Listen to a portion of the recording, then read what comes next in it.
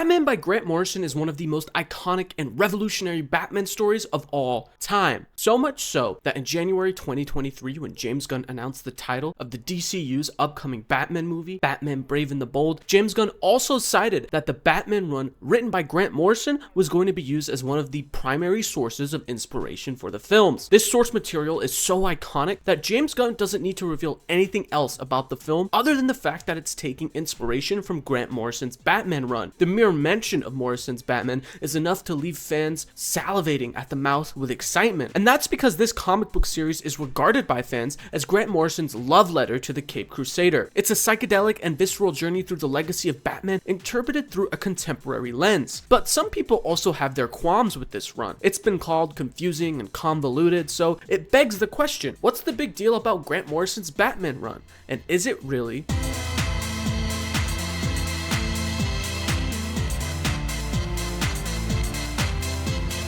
Before we take a deep dive into these books, I first want to discuss why this run is so renowned. And the reason for that is because of the author. For those of you who aren't familiar, Grant Morrison is an incredibly prolific and impactful writer in the medium of comics. Their bibliography is incredible, as they've written some of the best comics of all time. Some of their notable works include Animal Man, a book that many view as one of the greatest stories of all time because of the way Grant Morrison utilizes the medium of comics to construct a mind-bending meta-narrative that directly interrogates the audience. I can't talk about it too much besides that without getting into spoiler territory, but trust me when I say you gotta check this out. Doom Patrol is another phenomenal book that follows a group of outcasts. This book is a scathing postmodernist parody of the comic book industry that also manages to be super endearing and heartfelt. The comic is so special that HBO made a fairly popular TV show about these characters, and the TV show happens to be heavily inspired by Grant Morrison's run. Then you have JLA by Grant Morrison. There's no dancing around the fact that this book is the reason why the Justice League is such an iconic team. Sure, the Justice League existed before the 90s, but they weren't established as serious or cool. Before Morrison, the Justice League was just an artifact of Silver and Golden Age comics. They were a goofy team ensemble whose stories were primarily campy one-offs. What Grant Morrison did was write a book that brought together an iconic cast of characters, including Batman, Superman, Wonder Woman, Green Lantern, The Flash, and Aquaman. Morrison gave them depth, complex interpersonal relationships, and most importantly, formidable foes. This transformed the Justice League from a campy Golden Age ensemble into the A-list team of heroes we're familiar with today. And just like Doom Patrol, the core themes and topics of this run would be used as a source of inspiration for the iconic Justice League and Justice League Unlimited animated TV shows. Then you have Arkham Asylum by Grant Morrison, which is a Batman story that is truly unique. This was a dark and violent interrogation of Batman's psyche. The art was haunting and visceral, and the entire story just reads like a feverish dream. This book almost feels like a horror story, and it's a really unique way to subvert the expectations of a Batman comic, and audiences love that. At the time of its release, it was cemented as an instant classic, selling over 600,000 copies with universal critical acclaim, and that's just to name a few of their works. Before writing this Batman run, Morrison had an already established career in the comic book industry as a writer who consistently used the medium of comics to craft stories that were unlike anything you've ever read before, and that's because they weren't afraid to tell stories that were shrouded in mysticism, psychedelia, and confusion. Morrison pulls no punches, and for better or for worse, lets their work unapologetically speak for them. So when it was announced they would be writing an ongoing Batman series, you can imagine fans were ecstatic, but no one could predict what would come next, as Morrison's 7-year run on the character would fundamentally alter the mythos of Batman forever, and it all starts with this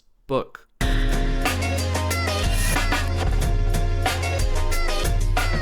The Batman Omnibus Volume 1 by Grant Morrison collects about 30 issues, starting with the Batman and Son arc and ending with Batman R.I.P. Within these issues, Morrison introduces us to new characters while simultaneously serving up fast-paced and engaging concepts. But most importantly, they do all of this while also creating a heartfelt testament to their love for Batman's long-standing continuity. Obviously, there's a lot that goes on in this book, so let's start by unpacking one of the most important things to happen in Batman comics in a very long time: the introduction of Damian Wayne. For those unfamiliar familiar, Damian is the son of Batman and Talia al Ghul. Talia gave birth to Damian but managed to keep it a secret by hiding him away from Bruce for a decade, making Damian a 10-year-old child who was raised by Talia al Ghul's assassins. He was trained from birth to be a tactical and powerful killing machine, and he shares DNA with both the Al Ghuls and the world's greatest detective, making him the perfect specimen to continue the Al Ghul's legacy. We meet Damian in Batman issue 655, and while he shares the Wayne family name, it becomes readily apparent that he and his father's views on how to deal with crime are drastically different. While Batman has a firm no-kill policy and is strictly focused on demobilizing criminals, Damian's approach to stopping crime is more of a final solution, as he's super eager to just cut off the head of any violent criminal to stop them dead in their tracks. That juxtaposition between the different ideologies of how to resolve crime is what makes Damian such an important breath of fresh air into the Batman mythos. Damian wants to be Robin, but prior to him, every single Robin earned their position by working hard under the wing of Bruce. Each Robin has developed their own methodology and approach to fighting crime by following the examples set by Batman. Therefore, while these Robins might have their own independent issues, their vigilante framework was primarily constructed through the lens of Batman's worldview. Now, you have this young child who was literally birthed from Bruce Wayne's DNA, but his worldview couldn't be more dissimilar from Batman's. Because Damian was raised by assassins, he was given a strict code to follow, and that code involved killing people and indulging in excessive violence when necessary, a principle that Batman is staunchly against. So, despite being the literal son of Bruce Wayne, Damian is someone who Batman can't control the same way he controls the other Robins. This puts Batman in a unique position, where while Damian is clearly a member of the Wayne family, his belief system makes it impossible for him to be a member of the Bat family. There's a beautiful poetic irony in the fact that Bruce Wayne has an army of adopted sons he's trained to be his sidekicks, but when it comes to his actual flesh and blood, they just can't synergize. It's a fresh and exciting dynamic crafted by Morrison that feels incredibly necessary. Before Damian, Tim Drake held the mantle of Robin for over 20 years, and while Tim is a great Robin and an interesting character, there's only so much you can do to progress his character before things start feeling stale. And in my opinion, Damian is the shot of adrenaline needed to make Batman stories unpredictable and exciting again. But there's one more thing about the first omnibus that makes it stand apart from other Batman stories, and that's Morrison's brilliant reinterpretation of classic Batman stories. With Batman having such a long history and overwhelming number of comics, it's often difficult to distinguish which stories are part of the core continuity and which stories fall outside of Batman's immediate lore. And that's just the goofy nature of comic books. They've been around for so long that both audiences and writers have a hard time trying to synthesize decades of storytelling. However, in this run, Grant Morrison takes on the seemingly impossible challenge of making every Batman comic a part of the canon. Their goal was to explore the full spectrum of Batman's history, from the psychedelic adventures of the 60s to the gritty realism of the 2000s. But how do you take over 50 years of storytelling and weave it into a cohesive narrative? Well, that all starts in Batman R.I.P. with the introduction of the Batman of Zur-En-Arrh. Zur-En-Arrh is an alternate personality Batman created as a backup, designed to take control of his body if Bruce Wayne's mind was ever compromised. It's a wild and absurd concept that sounds downright goofy, but Morrison uses this split personality in the climax of the first book to create a finale that's an action-packed and mind-bending exploration of Batman's twisted psychology. But here's the kicker: the Batman of Zur-En-Arrh is not an original concept created by Morrison. Instead, Zur-En-Arrh's first appearance happens in the Silver Age, more specifically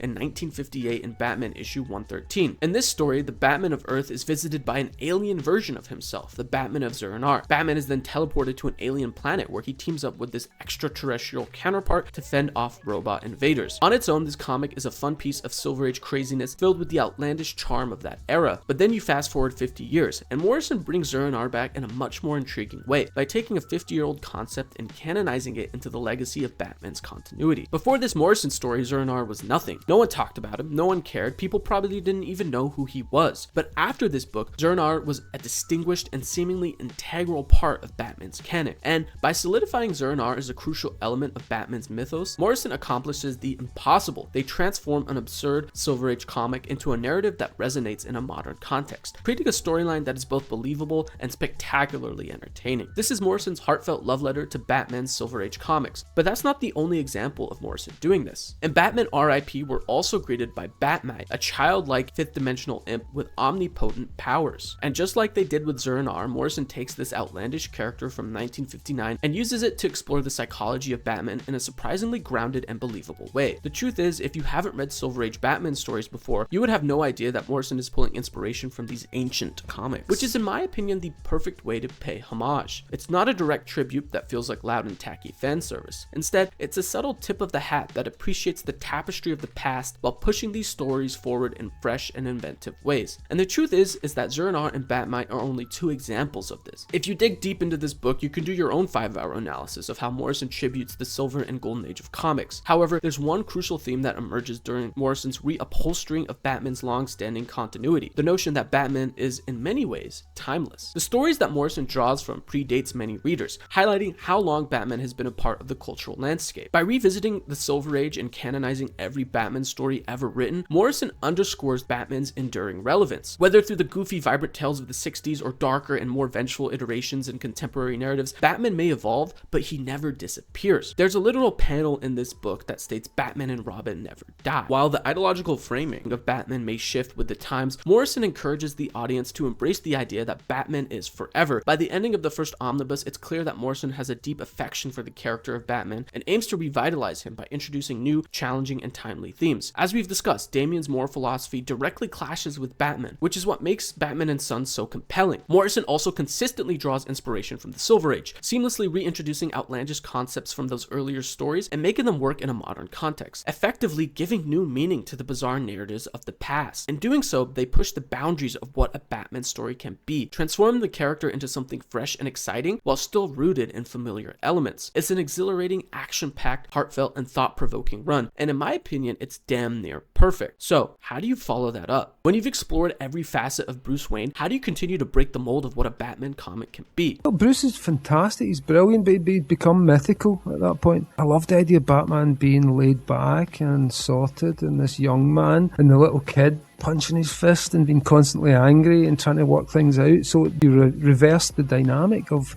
grim Batman and light-hearted Robin. Suddenly light-hearted Batman, grim Robin.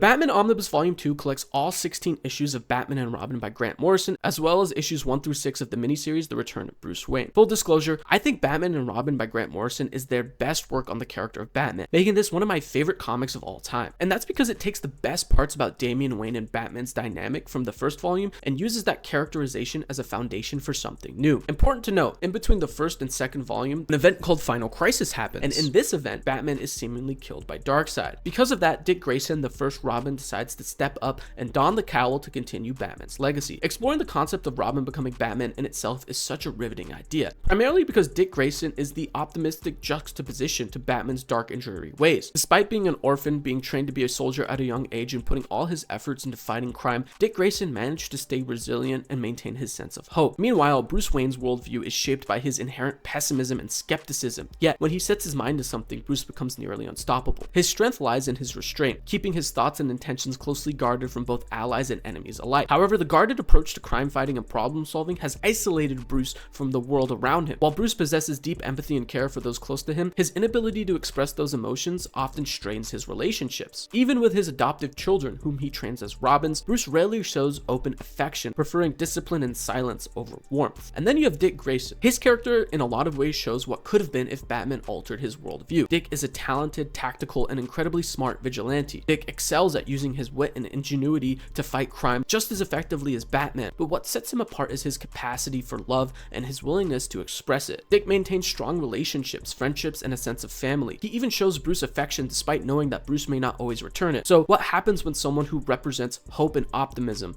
someone like Dick, steps into the mantle of Batman, a role traditionally defined by vengeful brooding? That question serves as a powerful jumping off point for an intriguing and transformative Batman storyline. But Morrison goes even further, adding to this concept by throwing Damian Wayne into the mix. So now we have this light-hearted Batman in Dick Grayson, a Batman who feels like he can't properly fill the shoes of his legendary mentor. But we also have a super grim and cocky Robin with Damian Wayne, a young boy who is so self-indulged that he believes he can effortlessly take on the mantle of Batman without a second thought. It's a genius flip of the traditional Batman and Robin dynamic, and seeing these two interact as Batman and Robin is one of the most entertaining things in all of comics. Within each issue, we witness Dick Grayson grappling with self-doubt, questioning his abilities as Batman. His lack of confidence as Bruce's successor is evident to everyone around him. Jim Gordon, the Joker, and even random members of Gotham PD. All of them can see the difference in Batman's approach, and this pressure takes a heavy toll on Dick. All the while, he has to contend with Damian Wayne, a violent and cocky Robin who seems to thrive on chaos. What makes this even more entertaining is seeing the ways Dick's Batman differs from Bruce's, not with just his approach to fighting crime, but also with his approach to mentoring Robin. While Bruce's style of leadership is driven by discipline and apathy, Dick has a much more laid-back approach. He leads with forgiveness and empathy, and witnessing the application of this more compassionate mentorship style is a true delight. Take Damian Wayne, for example. He's a 10-year-old kid who was raised by ruthless assassins, which has warped his worldview to make him believe that swift and calculated violence is the ultimate solution to any problem. In contrast, Dick Grayson approaches him with empathy. Naturally, Damian is wary of this compassion, as it's something he's never experienced before in his life. As this story progresses, we watch Dick gradually break down Damian's defenses, earning his respect not through harsh leadership, but by demonstrating care and love. He shows the 10-year-old what it feels like to be valued and regarded as an equal, and as their brotherly relationship grows, you can see them become more in sync and more effective as Batman and Robin. And you can't help but wonder, is this the best iteration of Batman and Robin? If you think about it, Bruce probably would have given Damian more of the same, ruling with an iron fist and zero tolerance policy, rewarding him with silent approval and disciplining him with loud and angry disapproval, reinforcing Damian's predisposition for apathy. But Dick Grayson, the optimistic Batman, rewards Damian with outward care and disciplines him with forgiveness. It is this style of leadership that gradually opens up Damian, slowly breaking down the emotional barriers he constructed to shield himself from the harsh and unforgiving environment in which he was raised. It's a beautiful story that allows us to witness Damian's transformation from a bratty, self-indulgent child to a more caring Robin, one who begins to understand the value of teamwork, compassion, and selflessness. And Damian and Dick's brotherly bond has got to be one of my favorite dynamics in all of Batman comics. Frank Quitely's interior art for the first arc of this book also does a great job at helping prove this point. The dynamic framing and insane energy that Quitely crafts during action scenes is some of the most kinetic and high-octane Batman action I've ever seen. And though I'm only touching on this briefly, I cannot emphasize enough how much I adore this art. It genuinely might be some of my favorite art in all of comics. The cross-panel layouts capture the brevity of high-octane moments, but the stillness and more somber moments consistently elevates the emotion of any scene. This omnibus also includes the Return of Bruce Wayne arc, a 6-issue miniseries that runs alongside Batman and Robin. In this story, Bruce Wayne finds himself unexpectedly blipping through different time periods, which forces him to use his intellect and resourcefulness to navigate through various historical settings. What's most important about this arc, however, is that it continues to build on the themes from the first omnibus. In the first volume, Batman was presented as an enduring symbolic figure, with Morrison re-exploring the Silver and Golden Age iconography to reinforce the idea that Batman and Robin will never die. In this book, however, Morrison extends that concept, arguing that Batman's symbolism is not just timeless, but historically rooted in Gotham's past. Rather than using a meta-analysis of pre-existing stories, the narrative here shows Batman's legacy through his direct, tangible influence on different historical periods. The idea that Batman lives forever becomes a literal statement, as his actions in various eras shape the course of history, solidifying his impact beyond his own time. And that's because whether it's Bruce donning the decapitated head of a massive prehistoric bat, or wearing tight leather garments, a blindfold cut out with white eye holes, and a pointy hat, he consistently echoes the iconic imagery that defines him as Gotham's Dark Knight. As the story leaps forward into modern times, the weight of Batman's influence begins to surface. Dick Grayson, now in the role of a detective, uncovers a series of artifacts suggesting that Batman's presence has been felt for centuries. These relics reveal that Batman's legacy stretches far back into history, reinforcing the idea that Batman's impact has transcended time itself. This goes beyond just a wink and a nod to the audience. By having Bruce consistently adopt the imagery of Batman across generations of Gotham's residents, the character transcends mere humanity. He becomes an urban legend, a multi-generational icon. Batman transforms into a figure larger than life, one whose legacy is inseparably woven into the fabric of Gotham's history, binding the city's story to his own. At first glance, Morrison's use of time travel might seem like a playful, absurd way to explore new settings and scenarios for Batman, but it runs much deeper than that. This is a brilliant move by Morrison, who is once again celebrating their deep admiration for the character. Through this story, we're reminded that Batman isn't defined by Bruce Wayne, a specific era, or even his surroundings. It's the symbol of Batman that endures, once again reinforcing the idea that Batman and Robin never die. In this book, Morrison does two important things to recontextualize the relevance of the Caped Crusader. Firstly, they reinvent Batman and Robin's dynamic, delivering a fresh and transformative take on the iconic duo that revitalizes their relationship and makes it feel both new and exciting. Simultaneously, Morrison reminds the audience of the idea that Batman transcends time and space, demonstrating how the symbol endures beyond any one person or era. So, where do you go from there?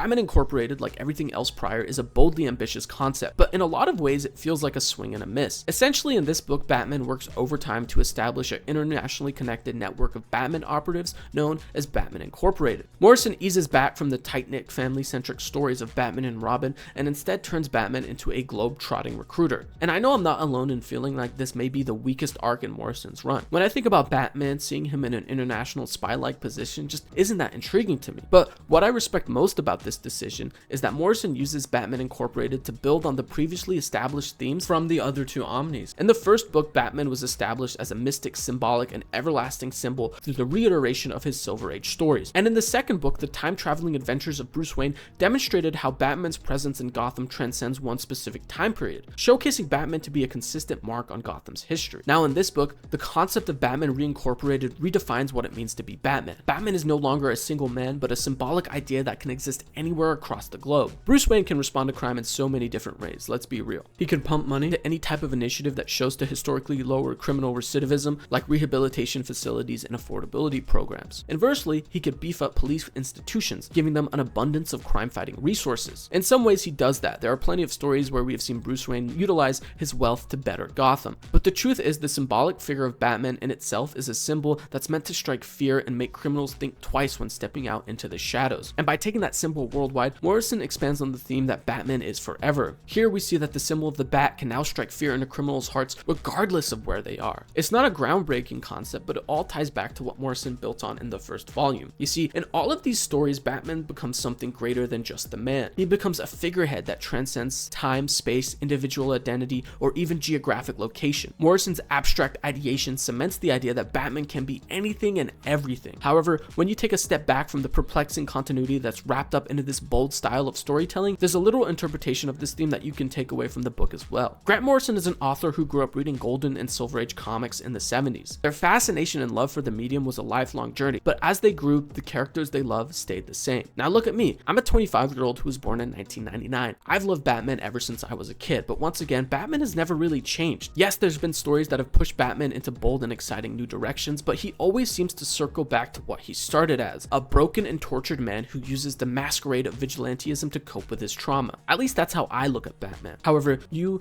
me, and even Grant Morrison might look at him differently. Grant Morrison might view Batman as a fixture in the continuity of DC Comics, a symbolic idea that transcends space and time. You might view him as a badass crime fighter with a steadfast commitment to justice, and my mom might view him as that guy who dresses up like a bat. And that's the beauty of the character. He's been around for so long that he's become a staple in pop culture, and everyone has their own idea of who Batman is. So just like in the pages of Morrison's Batman run, Batman in real life transcends time, space, and individuality. Batman is a state of mind. It's an idea. Everyone has their own interpretation of what Batman is. And while one day all of us will leave this earth, Batman never will. He'll exist in the pages of comics, TV shows, television, movies, and games long after we're gone. Batman and Robin will never die. Well, just that he's our greatest pop culture superhero. I mean, or even hero. You've watched it happening over the years. He's just become more and more powerful. So I think Batman's one of the great expressions of our culture and where it's at right now. And that, like, he's a man who deals with darkness. He looks it square in the eye and he handles it, and he has a strategy for fighting back. And I think we all live in a world that feels, even if it's not, it kind of feels increasingly dark sometimes. And Batman's the one guy who can show us how to get through that without losing our brains.